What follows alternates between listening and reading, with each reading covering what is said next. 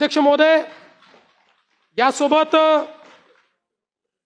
आमचे आज मला या ठिकाणी सांगितलं पाहिजे की आपण जो शेतकऱ्यांना नमो शेतकरी महासन्मान योजना आपण सुरू केली, केंद्र सरकारचे 6,000 आणि त्यासोबत राज्य सरकारचे 6,000, आज त्याचा आपण हप्ता हा शेतकऱ्यांच्या खात्यामध्ये जमा केलेला आहे।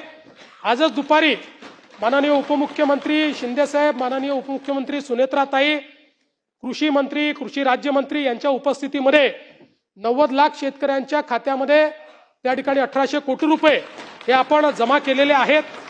आणि आता मला सांगितलं पाहिजे की केंद्र सरकार आणि राज्य सरकार मिळून आतापर्यंत शेतकऱ्यांच्या खात्यामध्ये जी काही केंद्र सरकारची योजना आणि आपली नमो महासन्मान योजना आहे, या दोन योजनेच्या अंतर्गत शेतकऱ्यांच्या खात्यामध्ये 90 लाख शेतकऱ्यांच्या खात्यामध्ये 54,000 कोटी रुपये आपण जमा केलेले आहेत।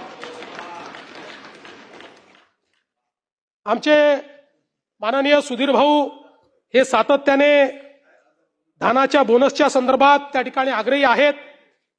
सुधीर भाऊ, मी आपल्याला एवढं सांगतो, तत्वतः धानाला बोनस द्यायला आमची मान्यता आहे।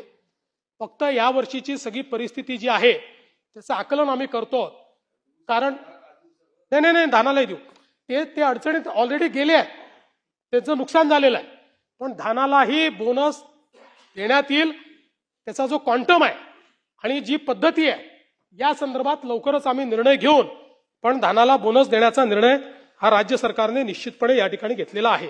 आत्ताच आपण बघितलं, महाराष्ट्राचे मुख्यमंत्री देवेंद्र फडणवीस यांनी मोठी घोषणा केली। नमो शेतकरी महासन्मान निधी योजनेचा 8वा हप्ता जमा झाला आहे। सुमारे 89 ते 90 लाख शेतकऱ्यांच्या खात्यामध्ये पैसे जमा झालेले आहे।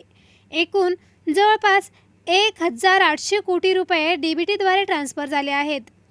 किती पैसे आले? प्रत्येक पात्र शेतकऱ्याला साधारणपणे 2,000 रुपयांचा हप्ता जमा झालेला आहे। हा हप्ता थेट बँक खात्यामध्ये जमा झाला। कधी जमा झाला? तर मार्च 2026 मध्ये हा हप्ता जमा करण्यात आलेला आहे। जर तुमच्या खात्यामध्ये अजून पैसे आले नसतील तर KYC चेक करा, आधार लिंक आहे का हे चेक करा आणि PM किसान स्टेटस चेक करा। हो, नमो हप्ता मिळायला सुरुवात झाली आहे। बहुतेक शेतकऱ्यांच्या खात्यामध्ये पैसे आले आहेत, काहींचे अजून पेंडिंग असू शकतात। जर हवं असेल तर मी तुम्हाला